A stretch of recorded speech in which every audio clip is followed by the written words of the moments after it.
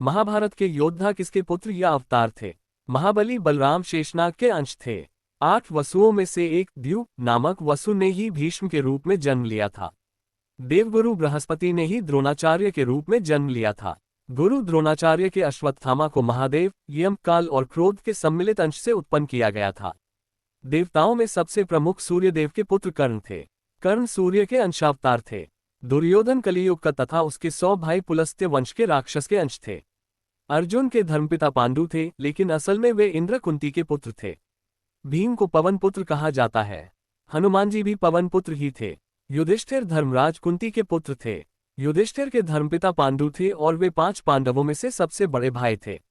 नकुल और सहदेव 33 देवताओं में से 2 अश्विनी कुमारों के अंश से उत्पन्न हुए थे। ये 2 अश्विनी कुमार थे, एक नासत्य और 2 दस्त्र। रुद्र के एक गण ने कृपाचार्य के रूप में अवतार लिया। द्वापर युग के अंश से शकुनी का जन्म हुआ। अरिष्टा के पुत्र हंस नामक गंधर्व धृतराष्ट्र तथा उसका छोटा भाई पांडु के रूप में जन्मे। सूर्य के अंश धर्म ही विदुर के नाम से प्रसिद्ध हुए। कुंती और माद्री के रूप में सिद्धि और धृतिका का जन्म हुआ था। मति का जन्म राजा सुबल की पुत्री गांधारी के रूप में हुआ था। राजा भीष्म की पुत्री रुक्मणी के रूप में लक्ष्मी जी व द्रौपदी के रूप में इंद्राणी उत्पन्न हुई थी।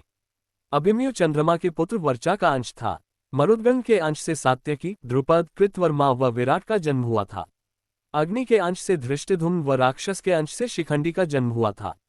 विश्वदेवगण द्रौपदी के 5 पुत्र प्रतिविंध्य, सुतसोम, श्रुतकीर्ति, शतानीक और श्रुतसेव के रूप में पैदा हुए थे। दानवराज विप्रचित्ति, जरासंध व हिरण्यकशिपु शिशुपाल का अंश था। कालनेमी दैत्य ने ही कंस का रूप धारण किया था। इंद्र की आज्ञानुसार अप्सराओं के अंश से 16,000 स्त्रियां उत्पन्न हुई थीं। यदि आपको हमारी जानकारी अच्छी लगी हो तो कृपया चैनल को सब्सक्राइब करें और बेल आइकन को दबाना ना भूलें, ताकि आपको हमारी आने वाली वीडियो का नोटिफिकेशन मिलता रहे।